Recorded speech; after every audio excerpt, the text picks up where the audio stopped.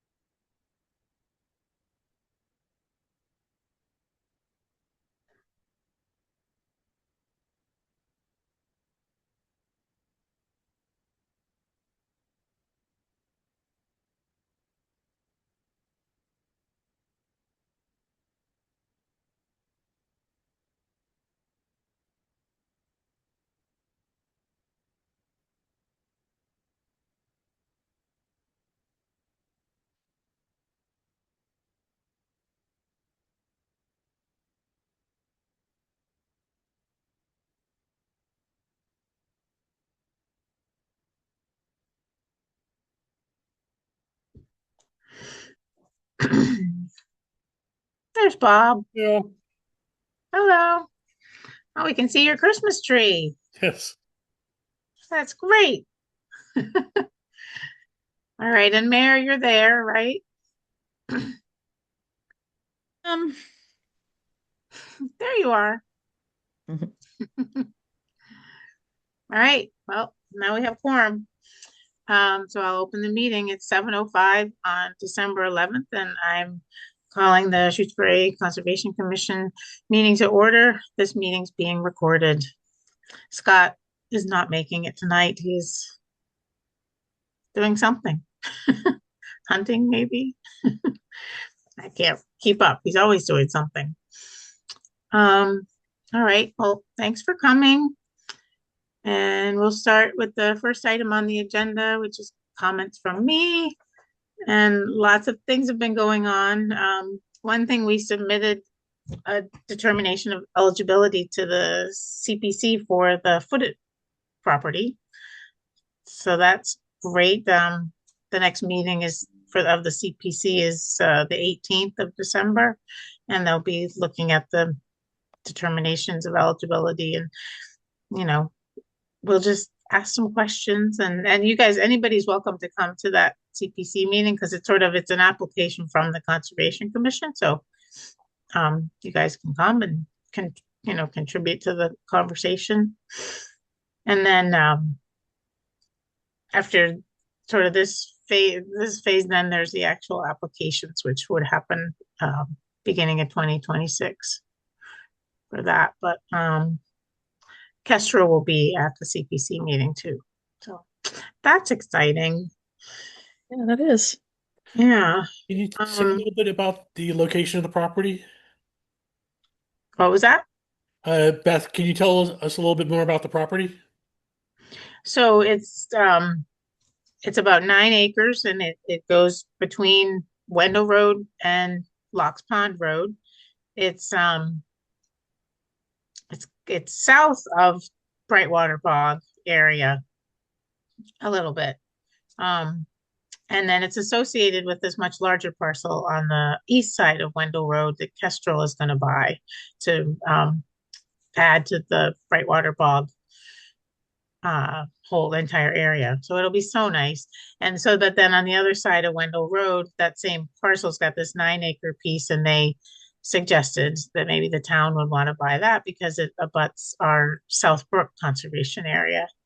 So that works out for us too. It seems so far everything seems like it's going to go all right. There's been a suggestion from the select board um, to um, possibly puts one lot of affordable housing, like a house for a Habitat for Humanity house on the Locks Pond side of it. So carve out, I don't know, half acre or something. I don't know how much you need for a Habitat for Humanity house. So we're looking into that too. So that's that project. It's exciting. Sounds Yeah. wonderful. Yeah. I think I mentioned to you guys on December 14th, there's going to be one of these hikes that's the rec committee and the Concom, and it's Brushy Mountain, which is behind my house actually, but it's off Montague Road. Just before you get to Carver on the left is this parking lot that's got a DCR sign. So it's the parking lot really for the whole area's got a conservation restriction on it, and DCR is part of that. So anyway, it's a pretty good sized parking lot. So I think if we, get the same number of people that we got at the last hike, um, there'll be enough parking. So that's December 14th.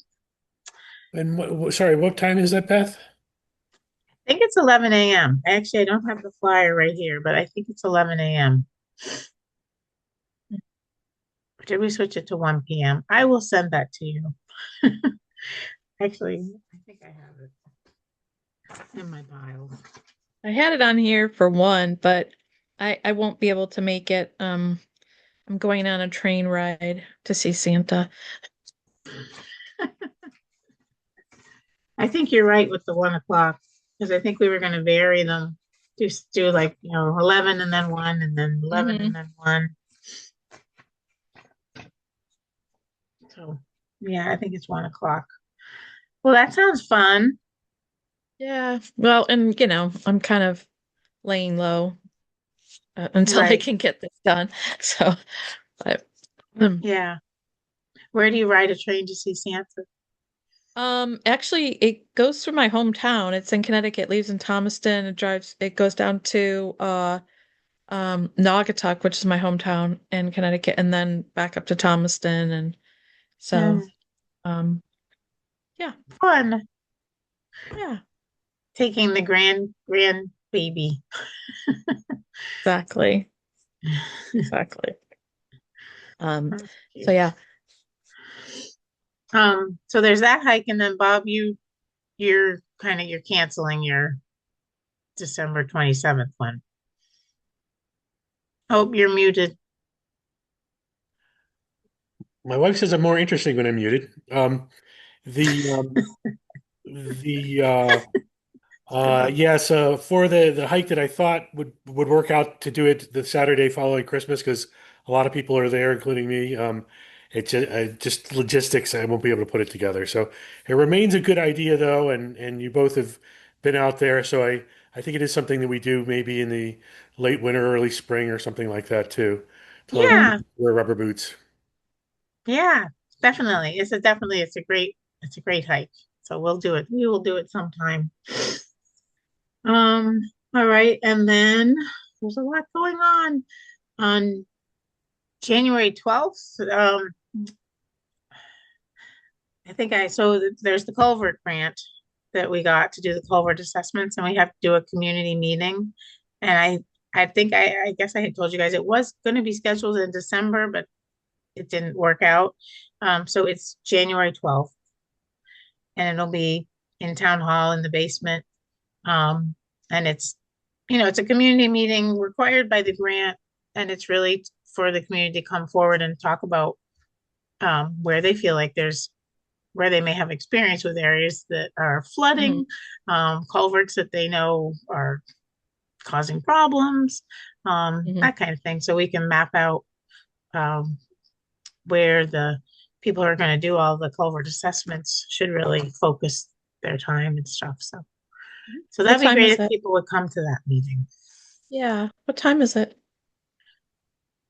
6, and there's going to be 6. dinner. There'll be some food offered. What that is, I'm not sure yet, but there's some money to hold the meeting in the grant. So Okay. 6 p.m. and there'll be some food. Yep. And I think we have a meeting. No, we don't have yeah, we do have a meeting before that. We have a meeting on the 8th, and Yeah. then this community meeting's the 12th. So Mhm. we can talk about it again. And then the only other thing I have is that last night I went to the meeting on the National Grid line. You know how there's the two power line projects, and National Grid is one of them. And it was really well attended. It was at the Pelham Library, and it was sort of sponsored a little bit by Shrewsbury Planning and Pelham Planning, but there was a whole lot of different people from all the towns that are being impacted, Concom people from definitely from Amherst, even though it doesn't go through Amherst, but Belchertown, I think.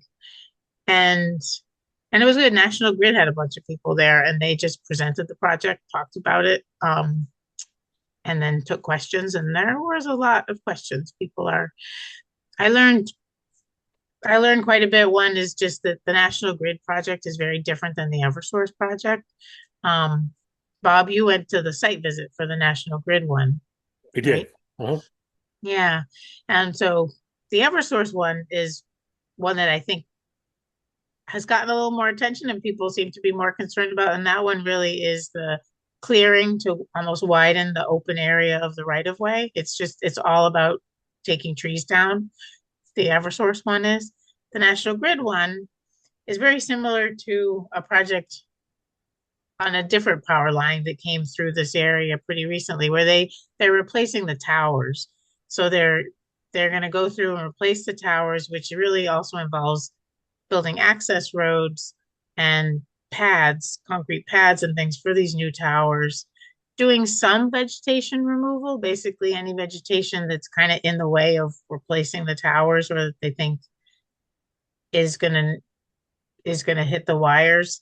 It's not the same just major vegetation removal project that the Eversource one is, but it's still a really big project with a big impact, just a different sort of a different work that's going to happen for that one. But anyway, it was a good meeting, and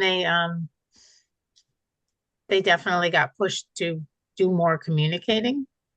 So I think there'll be more meetings. Maybe. Well, and the other thing is that they they definitely said that the permitting for with the conservation commissions is going to be in 2026. So next year we'll get the application for the section that goes through Shutesbury, and that'll really be our opportunity to comment and you know make have our impact on the project. Um, besides that, they also said they're going to have some more sort of like these kind of like open houses for people to come and Yeah. learn more, and they'll be definitely communicating with landowners with the right of way goes over people's land and what how it's going to impact them and that kind of thing. But so it was good. That's all I have. So next on our agenda is to review and vote on the minutes of November 13th. Do I have a motion? I would like to move that we pass the November 13th minutes, please.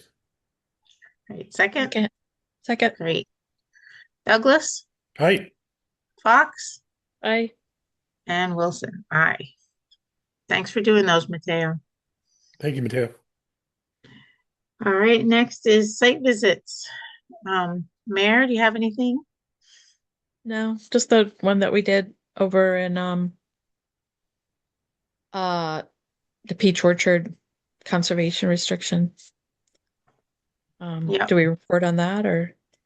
Um, no, I mean, we just mentioned it, I guess, that we did it, that we did the Mhm. annual, basically it's the annual inspection of, or it's like the annual monitoring of the CR. Yeah. I did have a question though about the library, seeing as it looks like I'm hearing like early-ish January, like around the 12th or something like that. That was what I was hearing. Um, do but we wouldn't be doing any site visits until the spring to see the work that still needs to be done, or There's not, I'm assuming there's not much to see right now with the right, snow. right. Um, I did but see that they did put down the seed, like they put down the stuff that they just roll out on the okay. hillside. Just when I was driving by really slow. But I did see that they did that before the snow came. So and then I could see the plantings, but I just wanted to just kind of understand, my responsibilities on that. So you're saying January 12th is supposed to be the opening or I was the, hearing that's what I was hearing, but oh, that's great. let's see. Somewhere in that vicinity, yeah, is what I was hearing. Um, but I haven't gotten an update on it anytime recently. So, Hmm. um, I think, how often were we doing them before? Was it like I once was a doing them, month or yeah, twice a month, basically, every twice a couple month? weeks. Yeah. Okay. Um, I still think, if it rains and which it still could, the weather could definitely still warm up a bit. Hmm. If it rains and we just really feel like we need to see what's going on with the erosion, I think we need to kind of still keep an eye on that Hmm. because the vegetation hasn't grown in yet. Hmm. Um, that's I guess how over the winter to just deal with it is Hmm. keep an eye on it if we feel like we need to get in there and really look. I suppose once it's open, you Yeah. know, we can just Right. go and look whenever we want. Yeah. No, I was just more wondering what responsibilities there are, because this is my first time going through like a whole project as to, um, w- when the snow melts. I mean, obviously, I need to be looking at the retention basins then, but like, what about, would I be looking for once? I mean, I can ask further information then, but like in the spring, um, what would I be looking, I'm looking for guidance come spring as to what I'd be needing to look for. Yeah, we want to be looking for growth of the vegetation, so the grass seed to Hmm. take off, and also the Right. health of the plantings, because they're kind of on the hook for if some of those plantings start failing, they need to Hmm. replant. Um, Okay. and then the vegetation is really we want to see it. We want it to be healthy, but we also want it for erosion control. Um, so if it's not coming in, as spring happens and maybe there's some rains and we're seeing that the seed isn't taking them, then they have to come back and put down more seed and Right. maybe even put some matting Hmm. and mulch down to control any kind of erosion that's happening. Um, and then we kind of keep at it with that until eventually there's very good vegetation growth. The number's Okay. 75%. You want to see like 75% of a Okay. site with vegetated, healthy with healthy vegetation. Sure. And then eventually we can actually close the project, issue a certificate of compliance, and then it's Okay. done. But they can't take out any of the erosion control until all of that vegetation has taken hold and really preventing any more erosion from happening. Okay. Um, so And what about the last retention basin that's closest to the street that they say they're gonna redo, but nobody seems to do it. Yeah, so they still haven't done that. So that's something No. we should also, yeah, we should get in there and check that. Because the thing is, what would happen with that if they move mob off site and they feel like they're done and they move all their equipment and everything, Exactly. then we've missed the window to have them fix Exactly. that. And that's pretty much why I was asking about like kind of the global issues because, all along I was being told, and so was Jan, when she was on the commission, that this was going to be dealt with at the last moment once they had done this and once they had done that. And all those things that they had listed or have all been done except for that. And as you saw when we came out or went out, um, it it needs to be done because um, it's not designed, it's not doing what it was designed to do. Mhm. Hmm. Yeah, we should get in touch with Mary Ann and have another site visit with I forget his name, the Roger, contractor. Yeah. yeah, And just point that out again and say that before they completely move away from okay, the site, they need to get that okay, done. okay. I'll make sure that I do that. Okay, Yeah, if you make an appointment with them, I'll try to go, especially if it's, okay, 3:30 in the afternoon or later is what okay. works for Sounds me good. during the Okay, week. okay. Thank you. Um, Sure.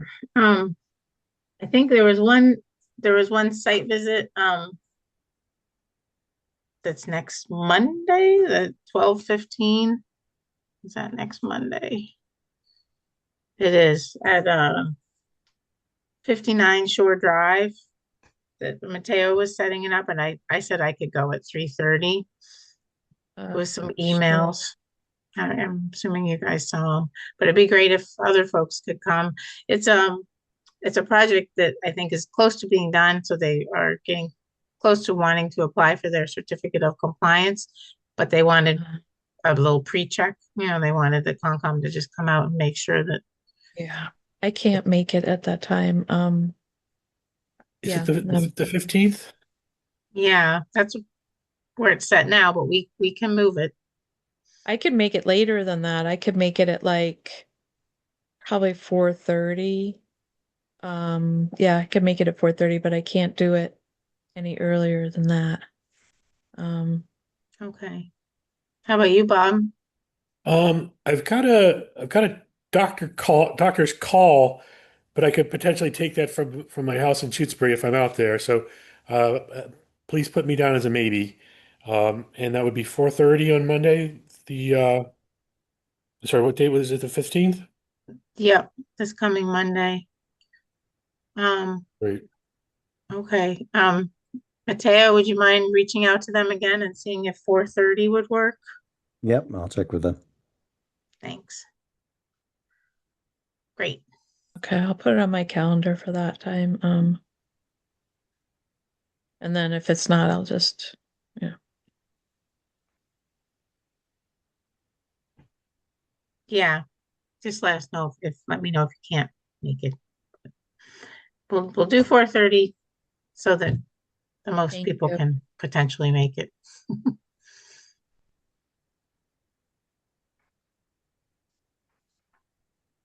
All right. Next is land management update. Scott's not here. Um, one thing that I do know, he's still working on the RFP for the Southbrook work. Um, Donna had looked at it. She had a bunch of comments. I think he's working on responding to Donna's comments. So hopefully between now and our next meeting, maybe that'll go out, get done and go out. Great. It's a Yeah, super project. I know. I'd like to get the RFP out. And I think that's it for that. Um, all right, so next on our agenda is discuss and vote on the certificate of compliance for 86 Sand Hill Road. Is there anybody here for that project? No, doesn't look like it. All right, I'm gonna share my screen and just show you the certificate of compliance that I put together for that.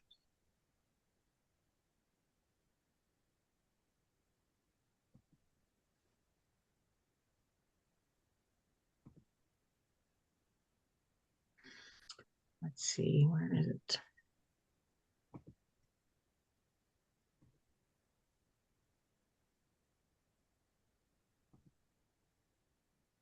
All right, can everybody see my screen? Mhm. I'll make it a little larger. Yeah, that'd be good. If this bar would go away. The share bar always ends up in the wrong place.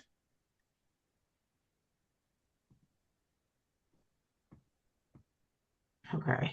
So All right, certificate of compliance, 86 Sand Hill Road. This was a geothermal heating system that got put in. I don't think either one of you guys maybe were around when that notice of intent came through.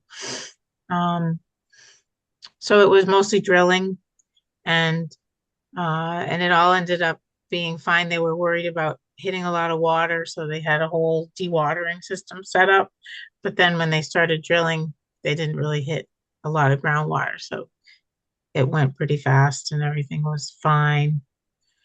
Um, and the only thing I need to figure out with this, I have to get back in touch with Tom because the book and page, I don't have the right book and page.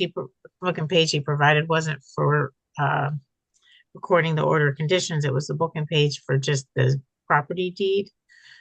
So I have to check in with that. But besides that, this is ready to go. I did a site visit the day that we went to um, Peach Orchard Conservation Area. Before that, I went over to his place and everything was fine. The erosion control is still up, but the area there, it's got grass, it's got a little grass, but it's also mostly mulched, and he just plans on leaving it that way with wood chips. Um, so there's no real threat of any kind of erosion getting into. There's a little wetland behind his house.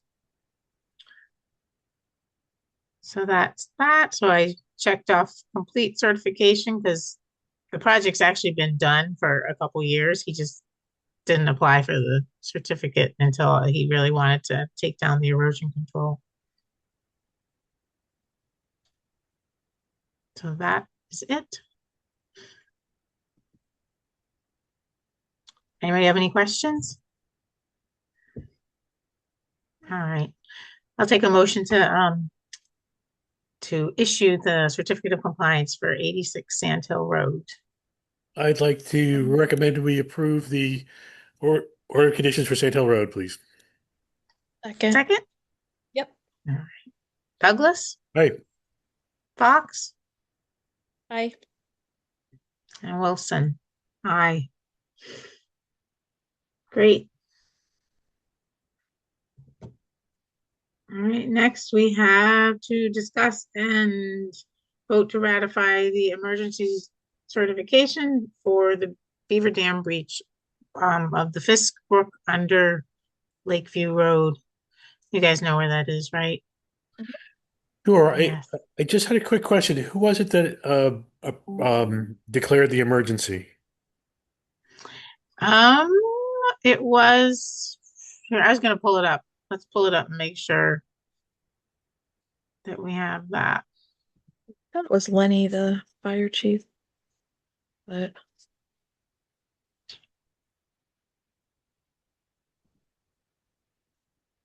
Can you guys see that? no. It's funny how Yeah, it's just a compressed little line for me.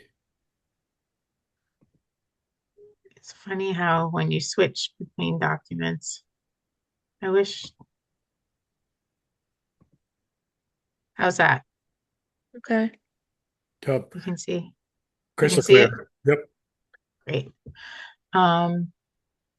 All right, so we've got a reason for emergency: backed up water from a beaver dam threatening the integrity of the culvert and the road. Department of Public Works to perform the work. Again, the agency asking for it and performing is Public Works. And then I just added in that it could be breached using equipment that won't harm the bank. It must be done in a slow, controlled manner so as to not impact areas downstream, and all debris has to be removed from the buffer zone to an upland location.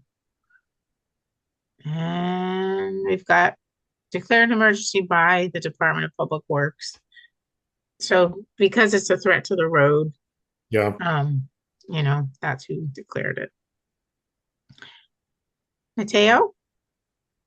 Sorry, I hate to be picky about details, but it's the highway department. We don't have a Department of Public Works in Shutesbury.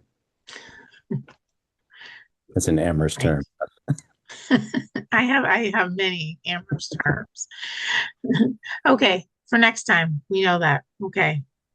Highway Department of Shutesbury.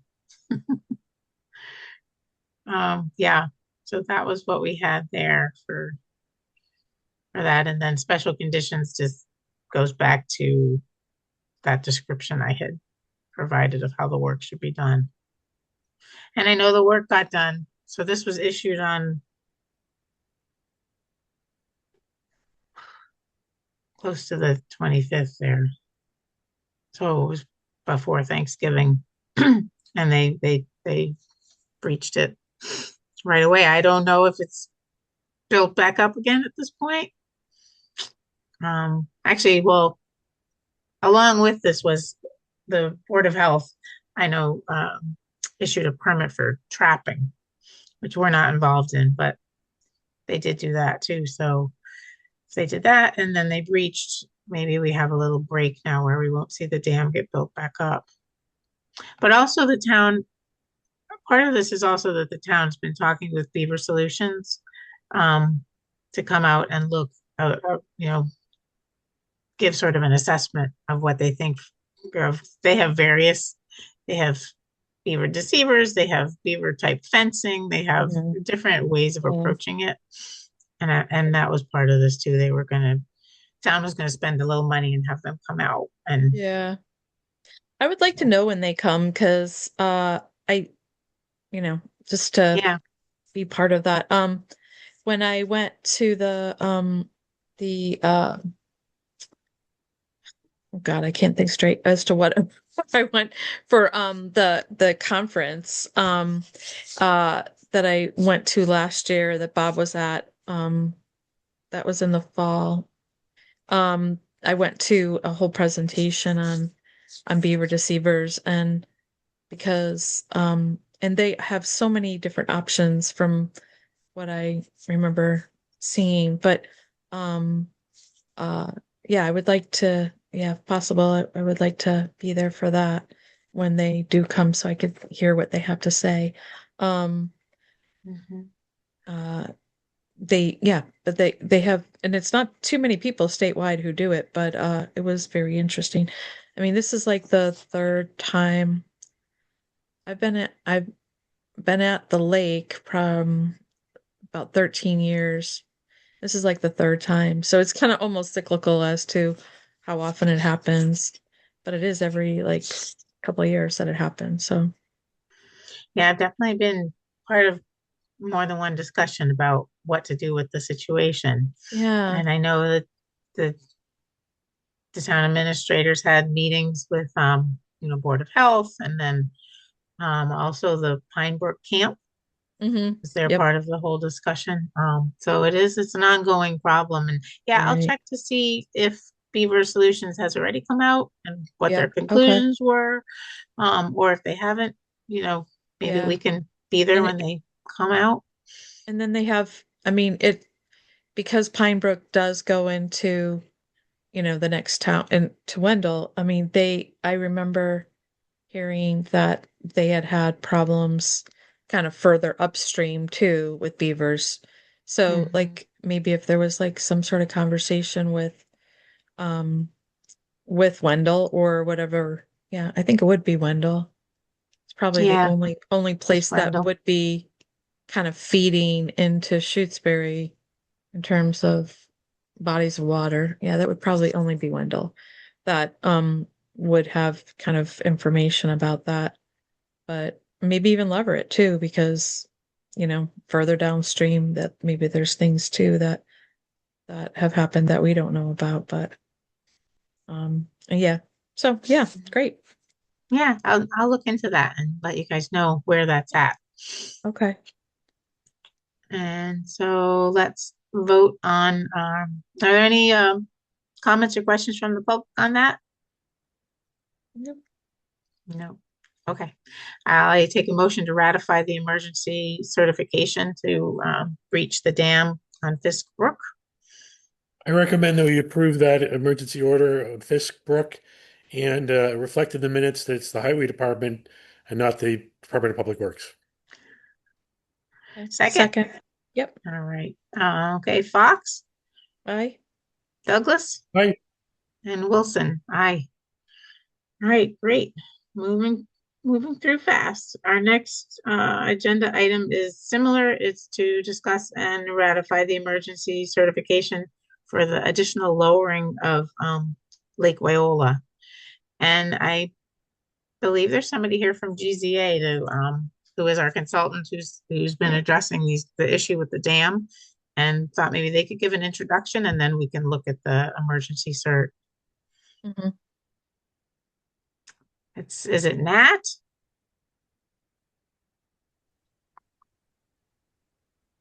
Yes, good evening. Hi, thanks for coming. I'm Nat Arai. I'm an engineer with GZA, and I'm joined by Adrian Dunk, who is an environmental scientist and ecologist with GZA. And we have been working for the town for 2 years or so in helping manage the dam. And we conducted the last phase 1 dam safety inspection in May of this year. And the emergency action plan was due to be updated, and the town prepared the updates themselves, and they included us as contacts. And on November the 28th, the Friday after Thanksgiving, I received a call from Chief Zerwanka, who informed me that there was some significant leakage passing through the dam, and there were some holes that had formed in the upstream slope of the embankment that's earthen material that's piled up against the stone core of the dam. And that water was visually, you could see water passing into these holes and debris, and there was sand discharging and spreading out in the discharge channel downstream of the low level outlet pipe. So I met with Chief Zerwanka and Howard Kinder, the dam keeper, and Walter Tibbetts, the former emergency manager for the town. And we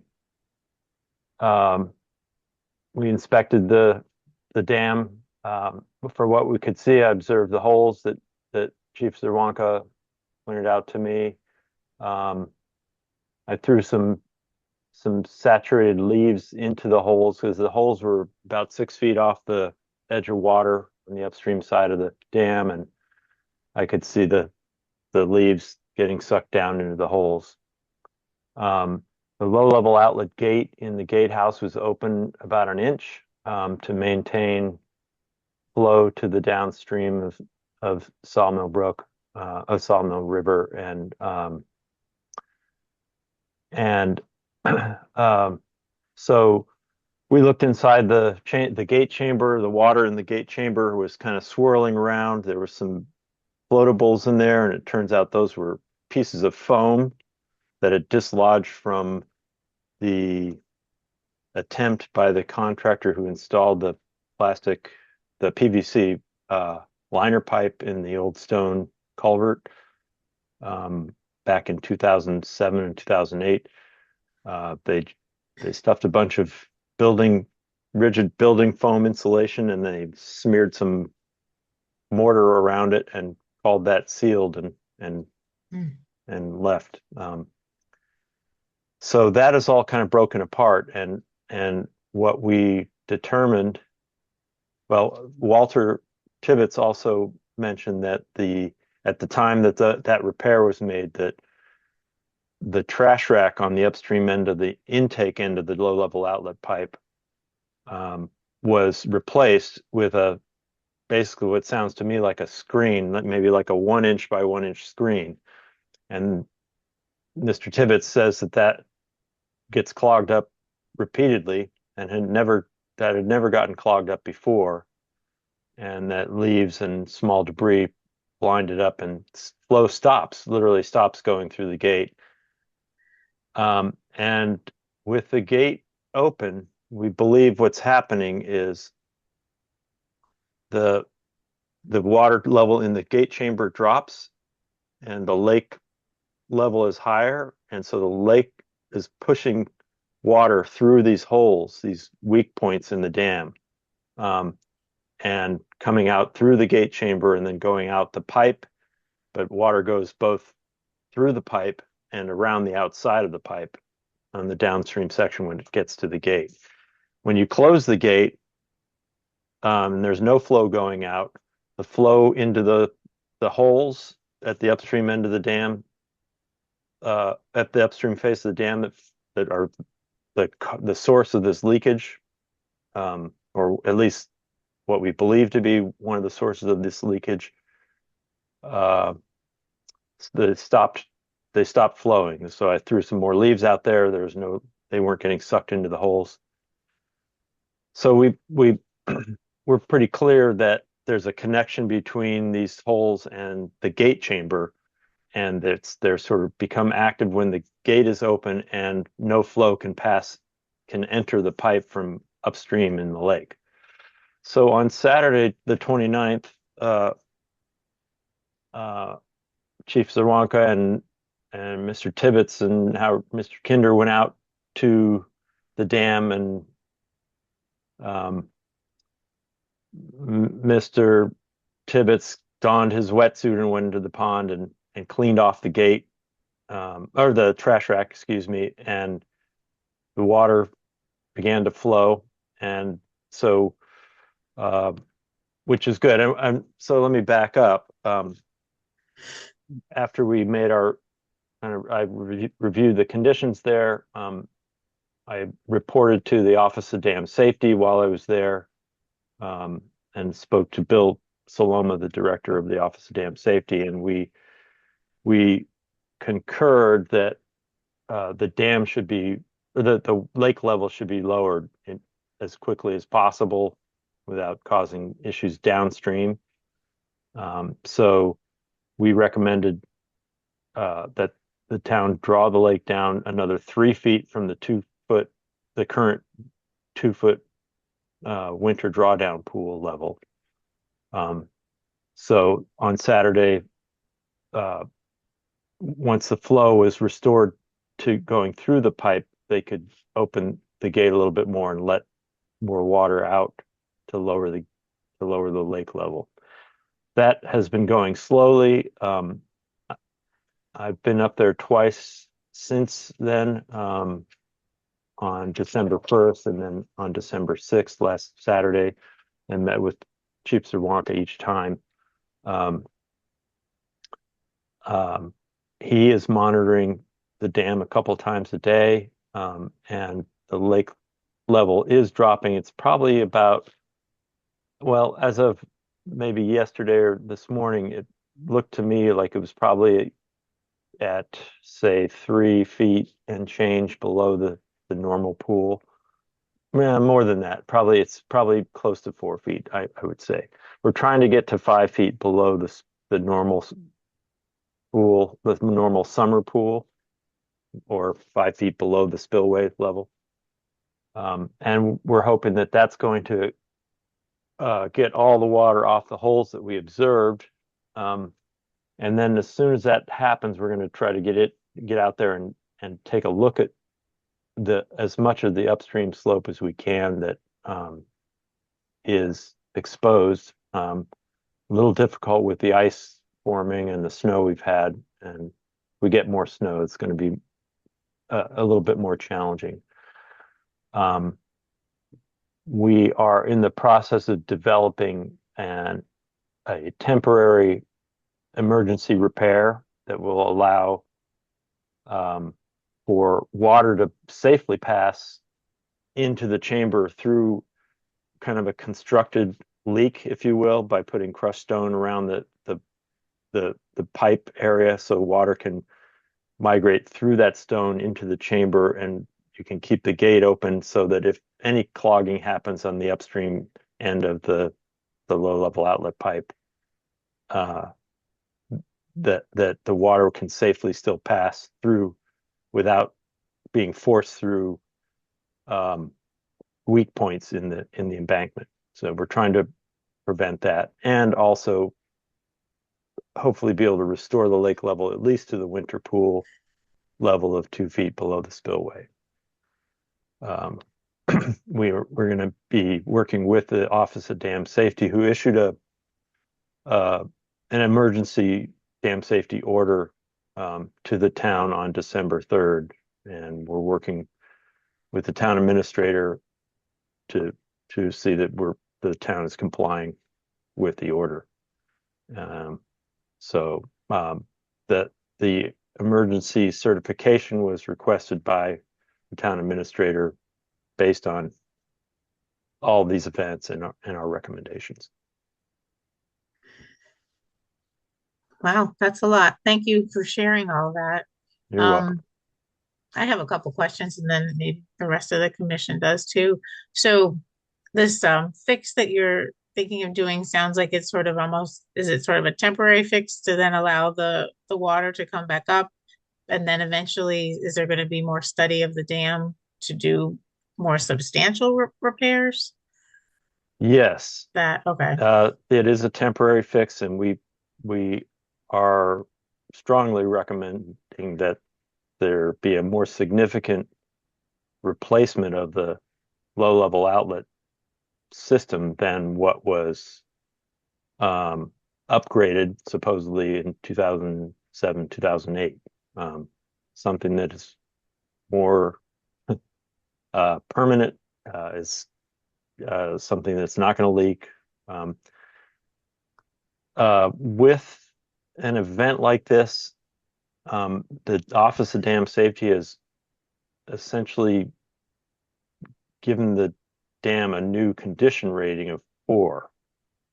And that triggers what's called a phase 2 engineering analysis that they usually require of owners of dams that are in poor or unsafe condition.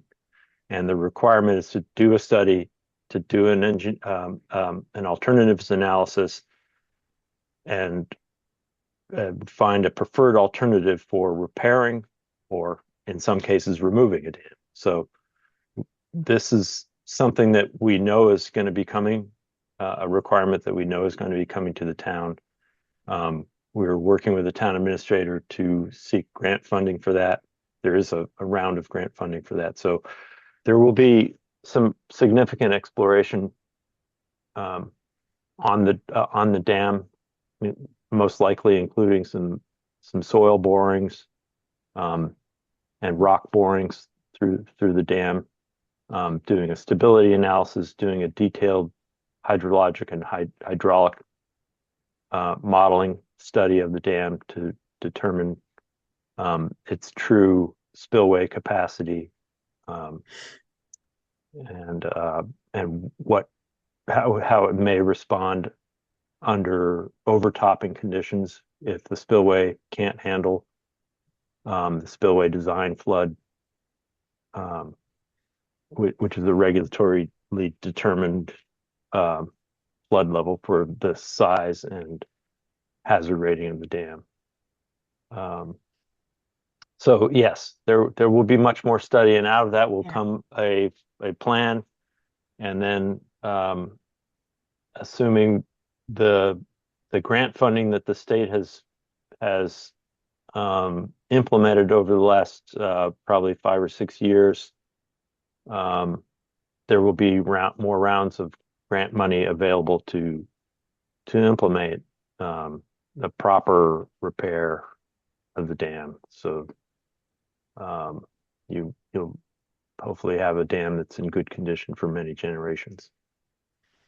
Yeah, well, I know we got the grant. I don't know if it was MVP or if it was the dam seawall The grant. latter, yes.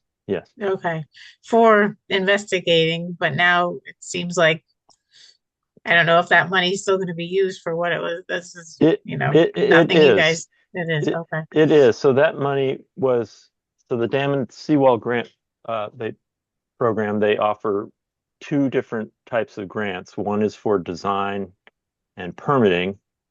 So it's kind of all the paperwork really exercise. And then once you have a project that's ready to go, you can turn around and apply for construction funding.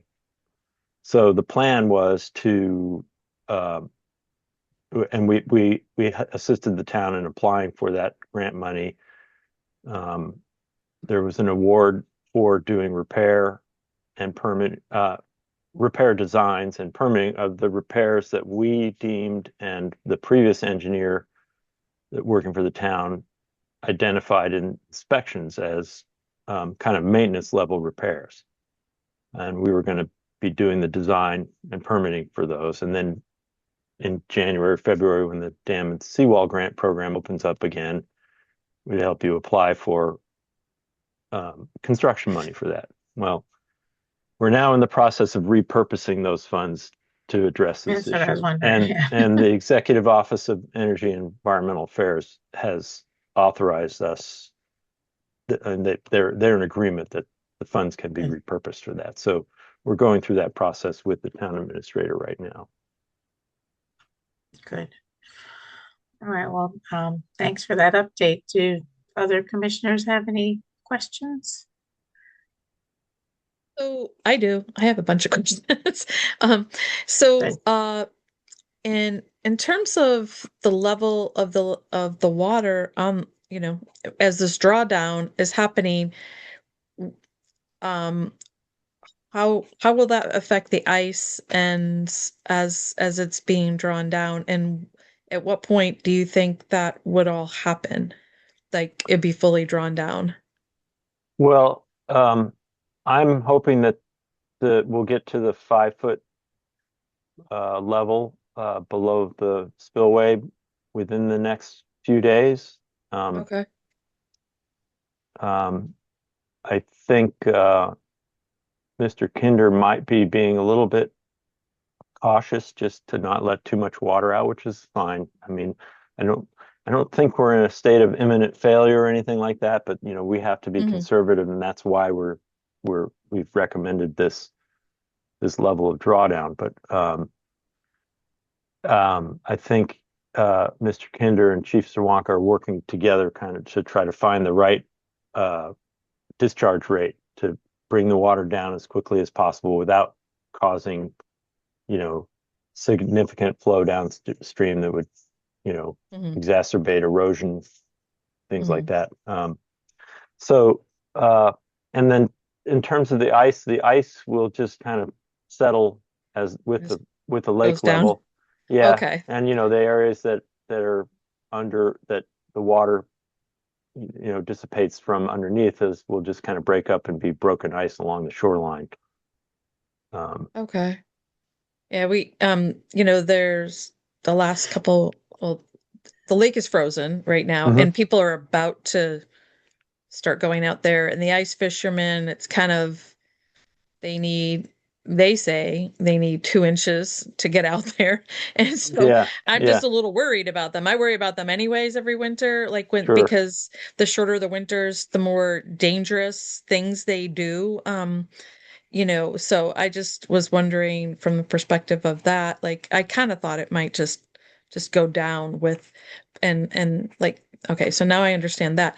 Will this work have to be done you said it's not imminent, the dam of having it getting much worse, but is this work gonna then be prioritized to have it be done before spring? Is the understanding is that the level of the lake cannot rise until that work is done? Is that?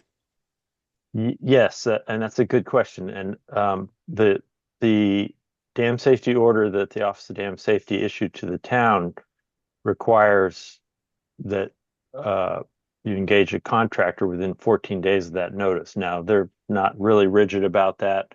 They actually required a preliminary plan to be submitted to them within 7 days, which was yesterday.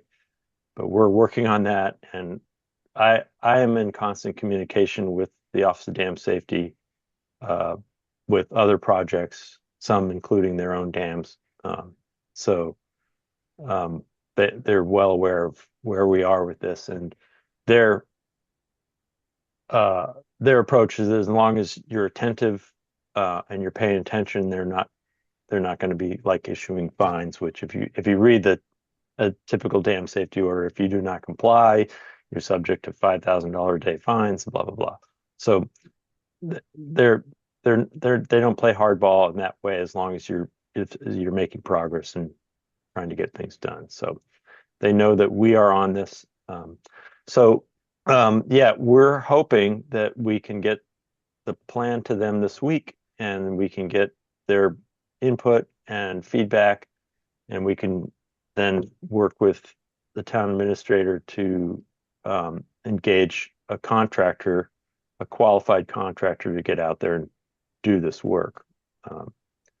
I will say that until we see where the 5-foot level is and what we think our plan is going to entail, we may be needing to draw the lake down further, so what work can be done in the dry, so to speak. And we'll try to keep that as short as possible and make the contractor move along. But that will be under a separate emergency certification application that we will come before you again as soon as we're ready. And I would think that the dam was designed to last. I mean, I moved here in 2007. I remember walking out and there, getting clams out of the bottom of the lake and stuff. But I assume that it was designed to be longer than 18 years. Well, the dam, the original dam was built, I believe, in the 1700s or maybe early 1800s. So it's an old dam. It was not engineered by any kind of modern standards. So, it's classic New England mill dam. And then the 2007 and 2008 repairs were really, I don't know the level of analysis that the previous engineer put into these repairs, so I don't know if they did. I haven't seen records of like real explorations and soil borings and doing stability analysis. But what they did was a substantial sort of firming up, if you will, of the surface of the dam and putting the large boulders you see at the downstream toe of the dam. Those are for overtopping protection because the spillway is under capacity. We know that. And that if the spillway design flood comes, the water is expected to overtop the entire dam. And if that water cascades down on the backside, it could erode the toe of the dam and cause a failure of the structure. So that's what the purpose of that is. So, that engineer knew enough to add that to the dam repair.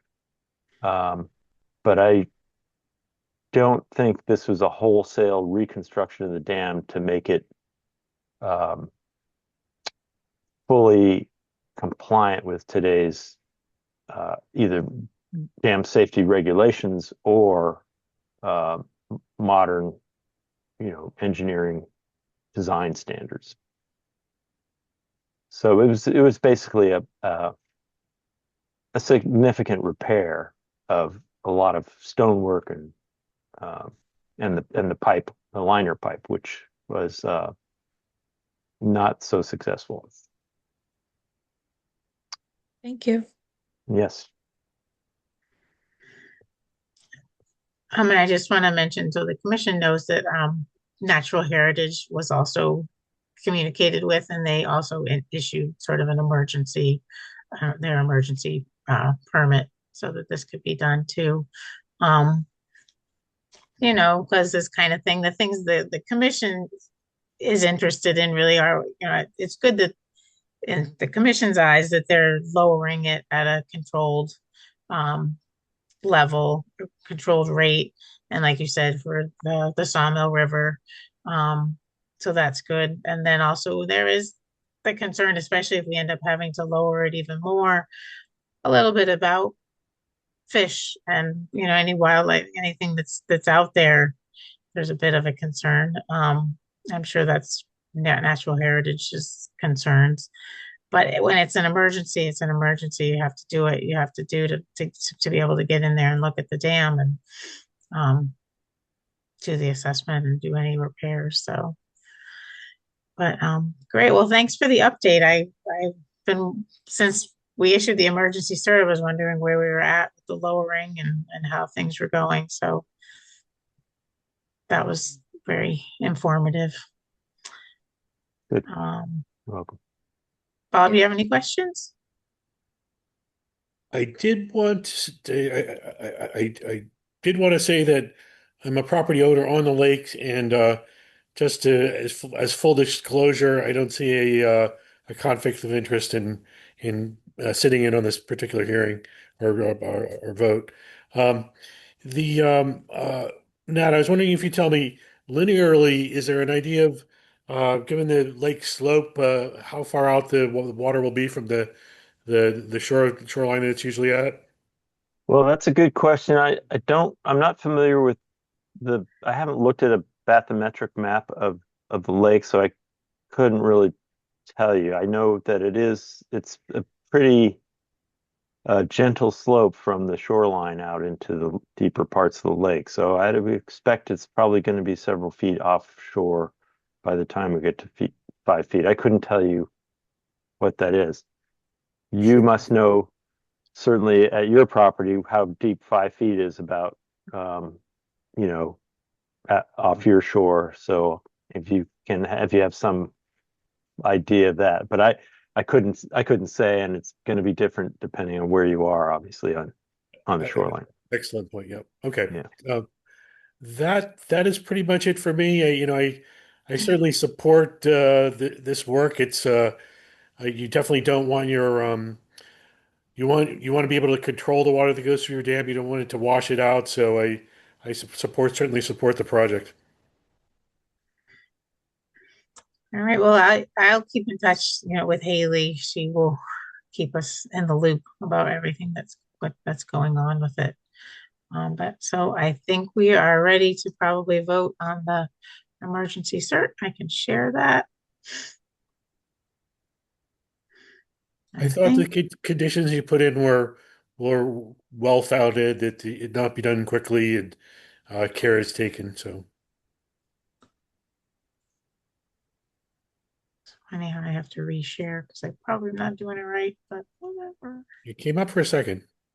Oh, it did. Oh, okay. See, I wasn't sure if I could switch between documents within a program and have them still be able, with the share switch between documents. Maybe it does. Anyway, can you see it now? Yes. Okay.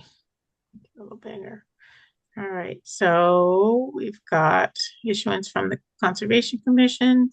Reason is the voids that were observed in the upstream embankment and causing leaking of the dam. I mean, it needs further assessment. And so, the emergency cert is for the actual additional lowering of the lake by 3 feet. And the applicant to perform the work is the dam keeper. He's in charge of of the gate. Ordered by DCR, Office of Dam Safety. They're the ones that asked that it be lowered 3 more feet to do the assessment. Emergency cert's good for a month. And then this is just some language that came from an email from GZA.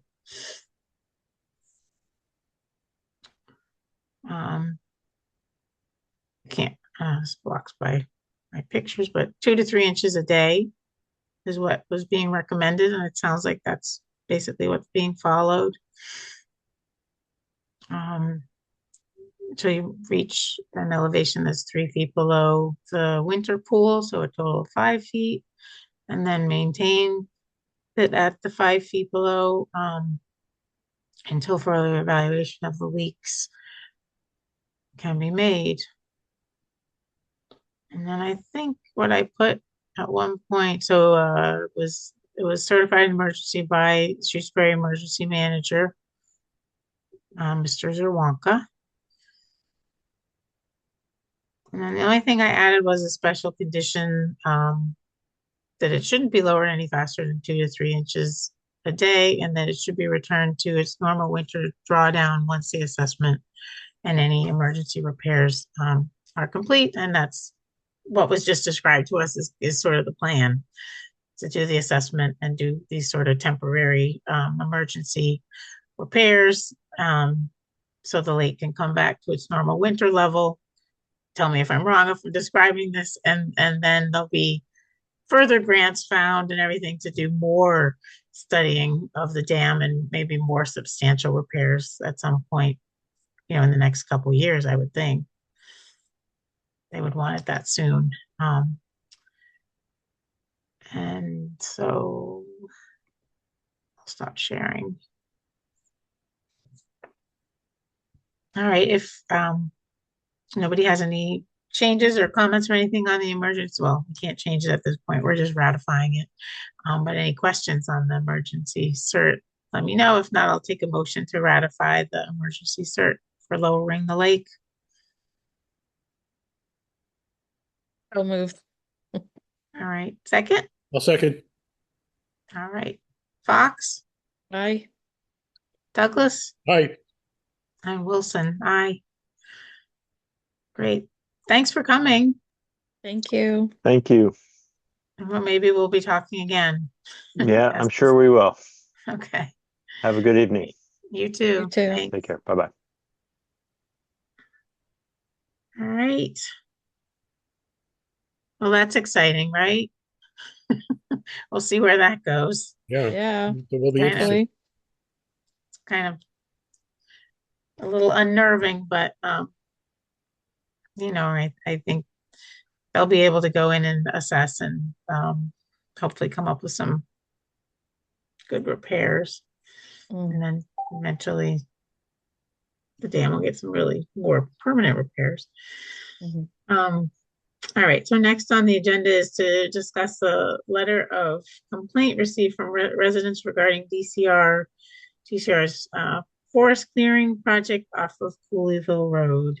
And I see Don Fletcher's here and Hi. Eric Stocker too. I think Beezy and Eric were on their screen for a moment ago. Yeah, maybe they'll come back. They will. Oh, there's Eric. Seating. Yeah. Could I just take a minute, Beth, and just to give a little background about how we came to write the letter? That'd be Yeah. helpful. Yep. So several months ago, my neighbors and I became aware that DCR had a proposed cutting plan. And we looked at it and we're surprised that there are really 2 goals.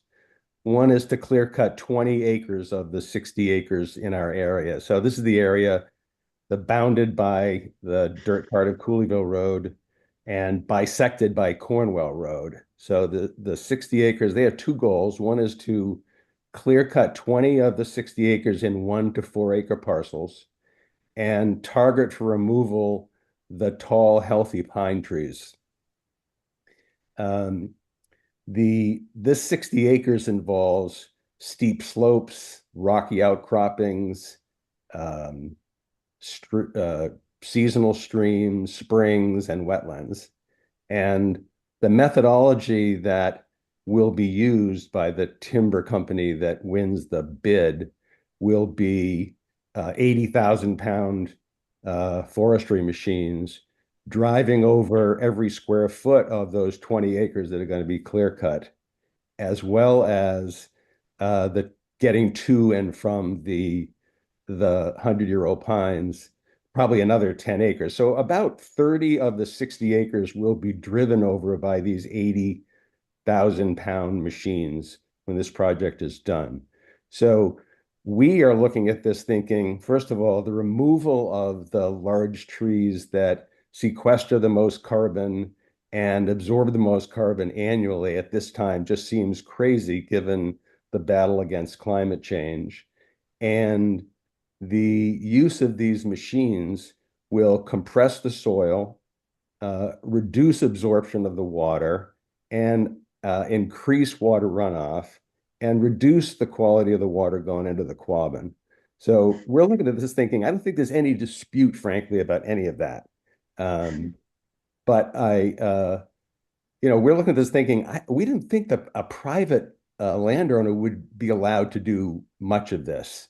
So we just thought, well, what is the entity in Shutesbury that has any say about how this is done or what's done or whether it's properly done? And we thought, that looks like it's the Conservation Commission might be the entity that has that jurisdiction, but I don't really know what the limits are. And we decided to write to you to say, do you have jurisdiction over any of this? And if so, how do you exercise that? What will we expect to see?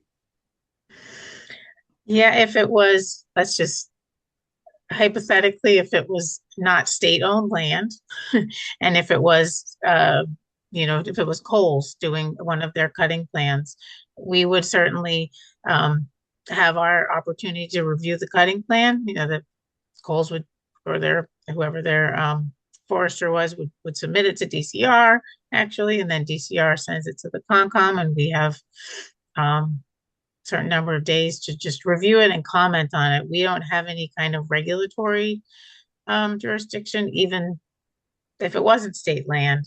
We simply comment on the cutting plans, send them back to the state forester, DCR, and then they get eventually approved and finalized. And they're the ones that actually do the enforcement on private cutting, is the state forester, which is under DCR. If it's, again, a Kohl's piece of land and there's a forester who's now got an approved plan, the state forester under DCR is supposed to inspect what's going on and make sure he's following the approved plan. So we just review it at some point. We don't have the regulatory, but in this case, I remember hearing about this, and then I recently talked to Eric a little bit about it, and just thinking how we've never been communicated with from DCR. They've never reached out to us at all about this. And, my thought on that is that it's state land and they're not required to. Is that, do you know that, or are you just thinking that? I don't know that. And I think we should reach out to them. We should reach out to the forester who we've communicated with before about private cuttings, and just find out if we have any kind of role at all in it. So that's really one of the only things we can do, is reach out and see what they say. My thought is, because they haven't sent anything to us, that they can just say that we don't play a role, because it's a state project. It's state-owned land. I'm surprised, honestly, Look that into it. Clarity about state-owned land in Shutesbury and whether or not town commissions have any authority there. I'm surprised that this question hasn't come up before, I guess. Yeah. What I do know about that is more from, I've worked in Amherst a lot, and so UMass, for example, things that happen on UMass, they are really not completely required to abide by like the Amherst bylaw for wetlands. Okay. They let us know when they kind of want to, but because it's again state-owned land, state-owned university. And so my thought would be this is a little similar to that. This is DCR land, Quabbin land. But I'm happy to look into it. I definitely want to look into it. Thank you. A lot going on, so I haven't had a chance to, but I want to do that. Bob, you have your hand up? Yeah, thank you, Don. And I have not seen the plan. Um, are there wetland crossings, crossing streams, vernal pools, things like that? Yeah, I think there's one particular little valley, and it's a seasonal stream. There's actually two little valleys. There are a number of seasonal streams, like they're not running right now, obviously. And I think the language in the proposed plan is we'll minimize the number of times we go over that. But there's a big chunk of land on the other side of it, and the only way to get the logs out is to go over it. So I don't know what minimize means. And I guess I've been assuming that if there are town regulations that protect wetlands, that would apply to the land in town and there wouldn't be an exemption just because it was owned by the state. But that's just me as a citizen imagining how this works. Obviously, I'm wrong, or maybe I'm wrong. Yes, Yeah. so sometimes, Don and like Beth, I'm not completely sure on this. It will say any wetland crossing needs a permit unless you're a state agency or something like that. So that's the way our Wetlands Protection Act is sometimes written. It is certainly worth taking a look at. We have similar industrial projects we mentioned earlier tonight, putting in those giant power lines where these giant machines will have to bring these poles and footings across wetlands, and they do have to submit a plan to us. But I'm with Beth. I'm unsure of whether the state does or not. Well, and it's forestry also. So even in a Coles situation, the Concom doesn't have the same wetland authority that we do because it's considered a form of agriculture. So it's got this exemption really. Right. So it goes through this different process with the forest cutting plans. Yeah. And all we do is comment on them. But forest cutting plans are supposed to have delineations. They're supposed to have So have, you know, what you mean by that is that the wetlands are supposed to be marked out in yeah, effect. a typical cutting plan has a map, maps associated with it that show where the wetland edges are. So delineations are done, and then what Seasonal it, stream, in my head, I think a seasonal stream is kind of in that wetland category, is it? oh yeah, definitely. So I assume so. Yeah, and and this is the thing too. I didn't see this cutting plan, but the traditional cutting plans, they talk about delineation, they talk about how much wetlands there is, and then if there are wetland crossings or stream crossings, they list them and they show them on the maps. And they sometimes will describe what they're going to use, like if they're going to use matting or something which is those big pieces Yeah. of timber. If they're Yeah. going to use matting, that's in the cutting plan, and it would show it on the map. That's how they're getting from one spot to another over the wetland. And then the other thing that forestry has to do is if you have a, a delineation, so you have a wetland line, with the first 50 feet away from that line, I'm blanking on what they call it. They don't call it a buffer zone. It has a different name, but within that 50 feet, they're only allowed to take 50% of the trees that they're taking everywhere else.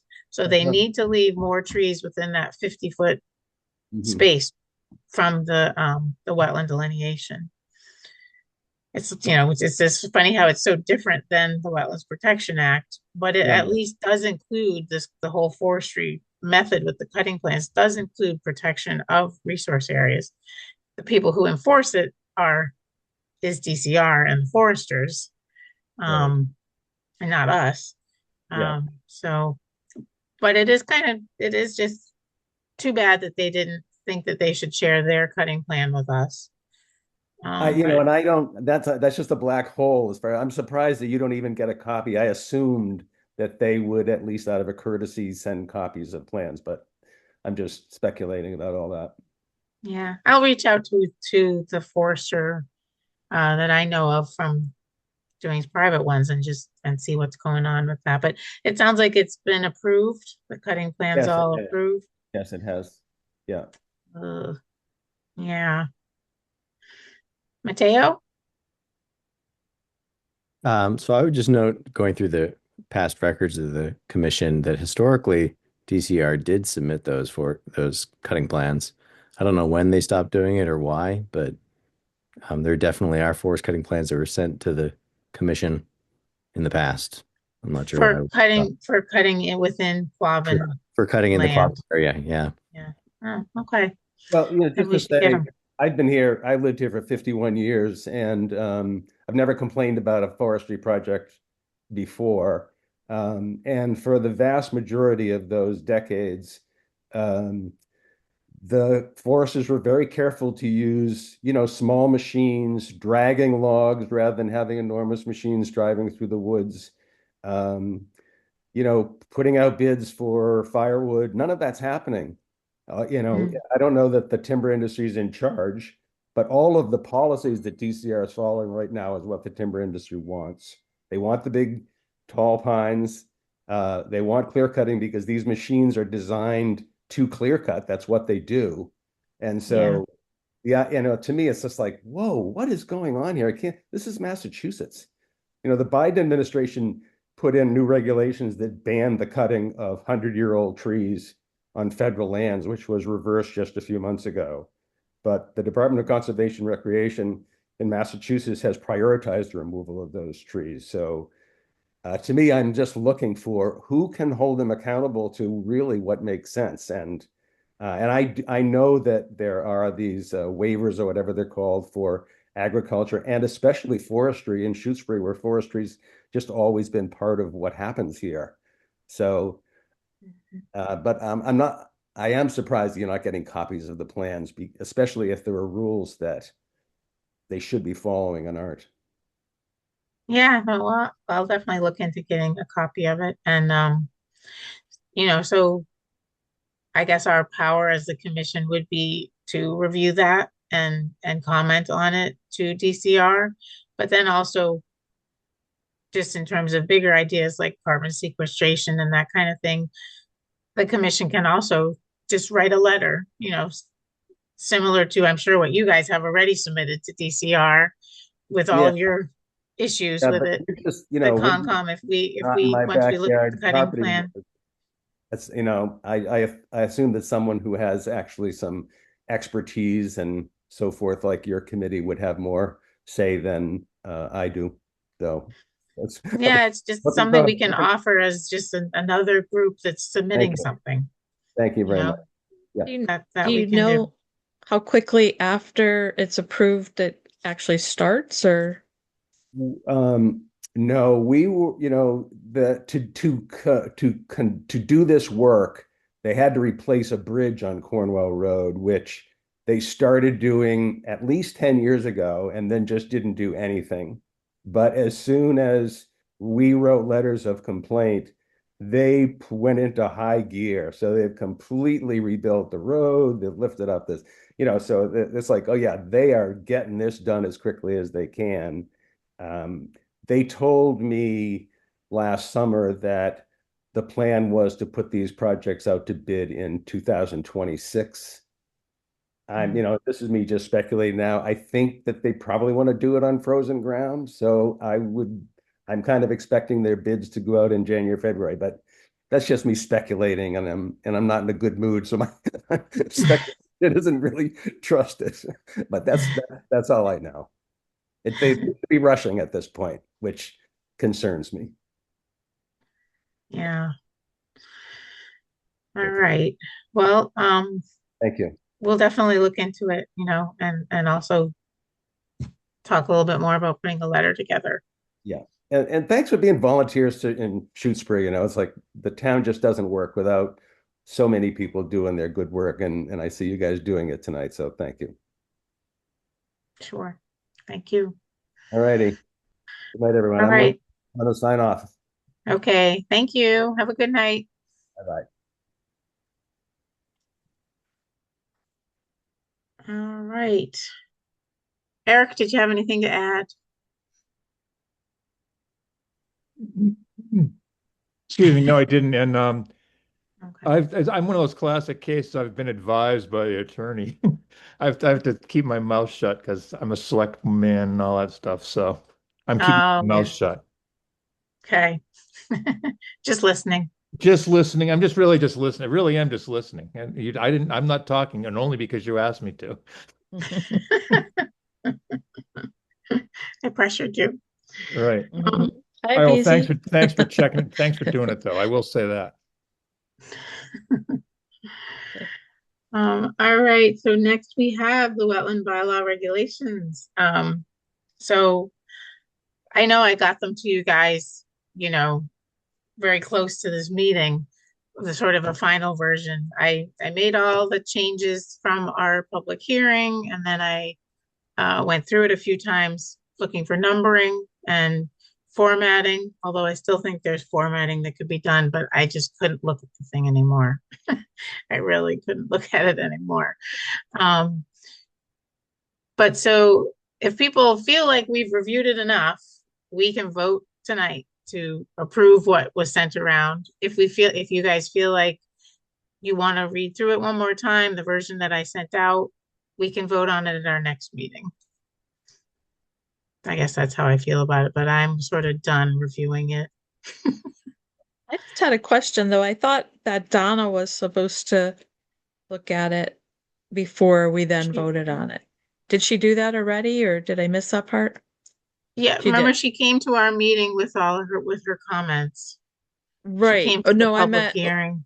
yeah, no, I thought like afterwards that she was going to go over it even further, but no, I guess that's not the case. I guess coming to the meeting and listening. Yeah, I don't think she hasn't submitted any more comments to me on it. Okay. Um, Okay. Yeah. I yeah, didn't get a chance to look at it since you sent it out today. But I trust that if that's, I'm fine with voting on it or holding it off to see if Bob wants further time and that the full board could vote on it all together or not. yeah, I was thinking of that too, that Scott's not here. Right. Are there any consequences in putting it off another meeting so that we could have Scott on board? No, I mean, there aren't any big projects out there right now that would, that we would, really feel like we wanted Right. concrete regulations in place that we want to have in place eventually. So, our next meeting is January 8th, I think. And no, that's absolutely fine. Okay. I just want to get it done, but that's okay. Just want to be done Understandable. with it. You want to see the back of this one? Yep. Yeah, I want to see these regulations up on the webpage. That's what I want. But I'm waiting another month. I mean, yeah, there's not going to be a lot going on this month with holidays and everything, so it's fine. But let's do that, and then Scott will be, hopefully, Mhm. we can kind of tell him that it's a big vote at that meeting and everybody should be there. Yeah, that would be my preference. Okay, sounds good. And the last thing's unanticipated business, but I didn't have anything. Do you guys have anything? Nope. Nope. All right, so I'll see you guys at so maybe Monday for the site visit. Maybe site visit. Yep. And then, well, wait, the hike is before the site visit. Maybe The it hike, does. there's so many things going on right now. The hike is the 14th, which is Sunday, Brushy Mountain, Montague Road. If you're up for it, it's and actually, yes, it's at 1 o'clock. It's in my calendar for 1 o'clock. And then Monday, the 15th, Mateo is going to look into that site visit for 4:30. Yes, you have your hand up, Mateo? Just that The personnel board is reviewing the job description for the land use clerk at their meeting in a week. So this coming Thursday at 5 o'clock. If there's any, I don't know, any comments that the commission wants to submit to them about the job description for the position. Yeah, so, the job description's been revised. Yes, Well, I think that Nathan Murphy from the planning board wanted to have a conversation with them about the job description. I think he was unaware that there is a job description. There's actually 3 of them. I don't know which is the most updated version. But the Okay. personnel board has all 3 of them. I think they're going to review it and talk about it, but just wanted to make the commission aware of that. yeah, no, that's great. I hope to be there for that. I want to hear what they have to say. So that's the 18th. No, yeah, that's the 18th. Yeah, And so we have a CPC meeting at 7:30. What time is the personnel? 5 o'clock. 5 It's a o'clock. full evening for me. It's a full day. Okay. Yeah, no, I think that's great. I think that they need to be updated and sort of determine which one is the right one and update it. So I kind of want to hear what they have to say. All right. If there's nothing else, I'll take a motion to adjourn. Moved. I'll second that. All right. Fox Aye. and Douglas Right. and Wilson, aye. All right. Thanks, everybody. Good Thanks, night. everybody. All Merry right. Have a Christmas. good night. Take care. You as well.